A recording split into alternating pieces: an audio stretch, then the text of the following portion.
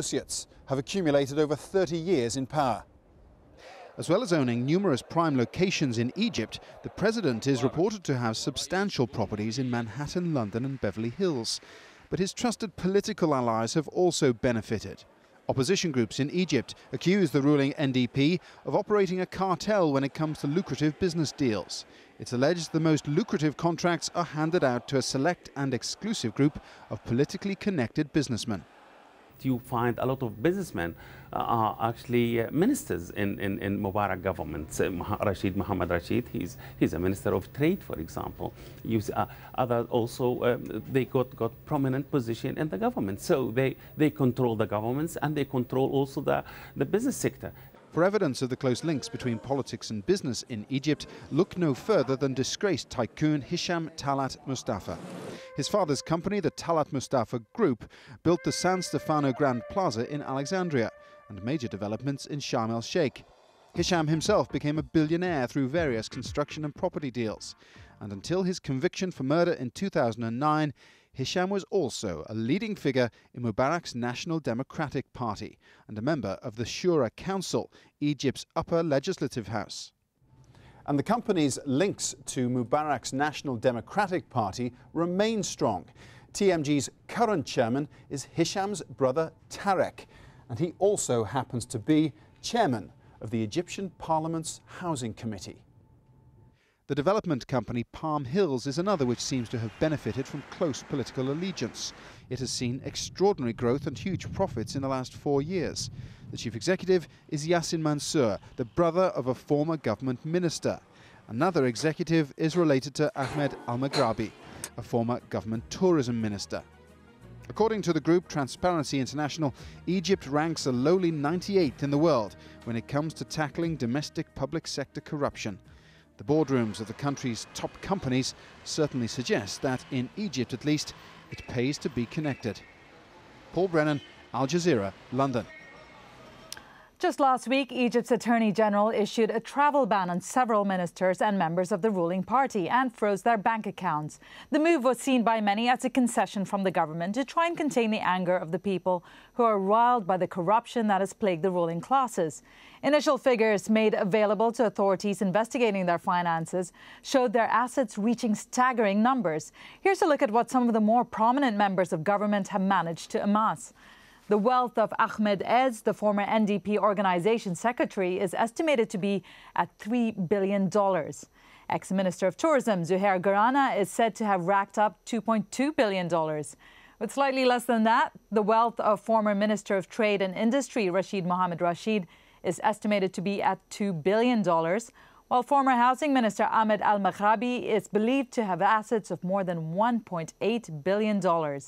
And former Interior Minister Habib Al-Adli, the man who ran the police, is estimated to have $1.4 billion. The Cairo Appeals Court has also approved the decision of the Attorney General to reveal the secret accounts of the former officials.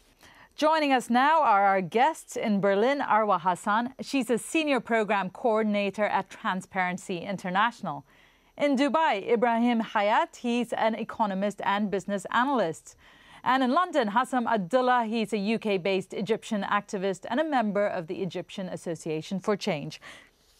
Let's start with Arwa Hassan. Firstly, can you tell us how widespread is corruption in Egypt? Well, I think it's safe to say that it is fairly endemic. And we at Transparency International conducted a series of studies, so-called national integrity system studies, that look at all the institutions that make up a country's integrity system. That means the legislature, the executive, political parties, the private sector, media. And the studies came to the conclusion that there were indeed a lot of loopholes in the Egyptian system, and it's the presence of these loopholes that make corruption possible. Ibrahim Kayed, if you had to translate that into what's happened with Egypt's economy, which has been growing, how much has corruption affected life of people in Egypt? Very deeply, basically, because there are increased powers that have been given to the police and to the Ministry of Interior over the institutional system. and with all constitutional rights and censorship extended also. Constitutional rights which have been banned basically under the emergency law that has been in place since 1967, except for 18 months of suspension, which ended in 1980 with the assassination of Sadat. So since then, all the human political rights, social rights, have been confiscated by the regime that is in place. And due to the absence of accountability and transparency, there was no way to stop the cronies of the president and his inner circle due to this cultural phenomenon in Egypt. To have the president surrounded by a group of families who will be his front man. So there was no way to stop this corruption. And we have reached a point where people, even in the last survey that has been made recently, people are saying that the situation has degraded extremely heavily since in the last 3 years, which means we were in a very degrading slope of corruption in Egypt, and this has reached everybody. People are feeling that they cannot afford. We have 40% of the population, 45%, who are living below the poverty line, which is around $2 a day. I want to talk about what our two other guests have been saying about the deteriorating quality of life and the lack of transparency there is in Egypt and in the way things are run in Egypt. How much do you think that has led to the protests that we are now seeing on the streets? Well, it's obviously in the heart of it, because as people getting poorer and poorer and seeing other people getting richer and richer, it creates a massive sense of injustice.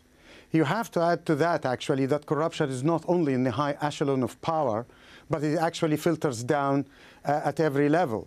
So if you want to, I mean, at the end of the day, a civil servant is getting very small salary.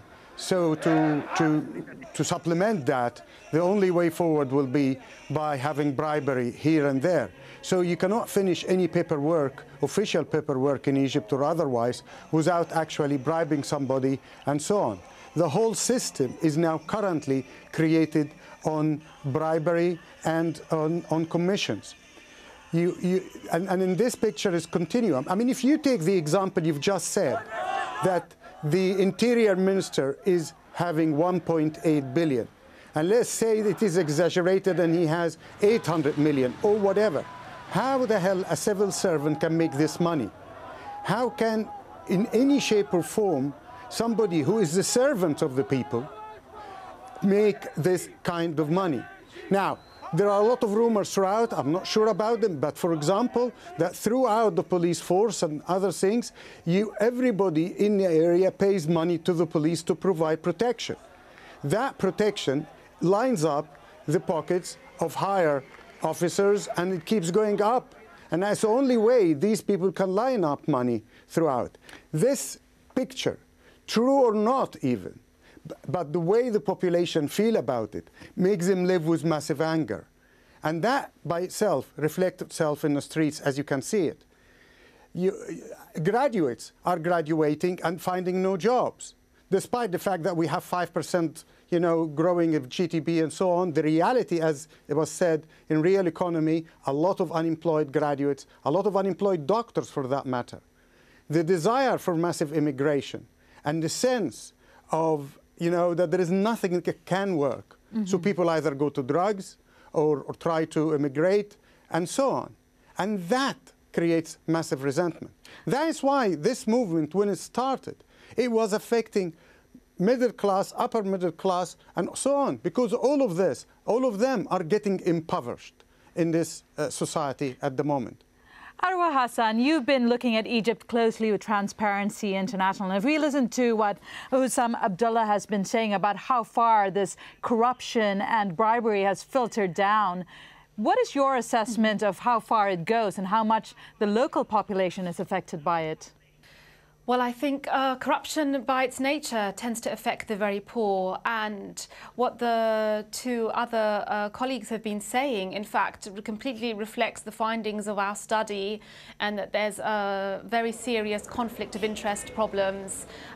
There's a very serious problem with the illicit enrichment. Egypt, for example, does have a law of illicit enrichment, but this needs to be amended. There's political interference in the work of anti-corruption agencies, so they're not able to carry out their function properly. Civil society is very limited, again, by Law 84, which some of your listeners may know, which very severely constricts the space for civil society organizations to operate. So on every level, in every aspect of daily life and in every